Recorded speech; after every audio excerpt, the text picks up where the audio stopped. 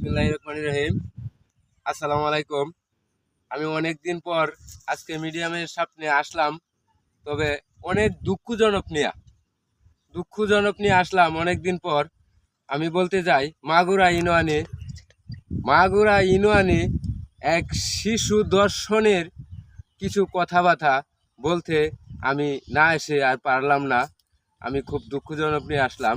আমি এখন পর্যন্ত ডক্টর ইউনূস এবং ছাত্রদের মুখে আমি এখনো শুনতে পাই নাই যে ওর ফাঁসি দেওয়ার জন্য। আমাদের মরিচারচর গ্রামে এবং যতটি এই গ্রাম আছে সবটি গ্রামে সবাই ওর ফাঁসি যাইতাছে, মানে গ্রামের সবাই ওর ফাঁসি যাইতাছে। আপনি ওর ফাঁসি দেবেন, কোনো কথা নাই। আসিয়া লাশ কবরে পৌঁছনের আগে ওর ফাঁসি দিবেন, না হলে আপনার গ্রামেও আন্দোলন শুরু করে দেব। আমাদের গ্রামের সবাই বুড়া জোয়ান ছোটো বাচ্চা সবাই এক জ্বালা খালি বলতেছে ফাঁসি চাই, ফাঁসি চাই, ফাঁসি চাই। আপনি কেন এখনো ফাঁসি ওকে দিচ্ছেন না? আপনি এবং কোনো উকিল আপনারা যদি ওর পক্ষ নেন তাহলে আপনাদেরকে ছাড় দেওয়া হবে না।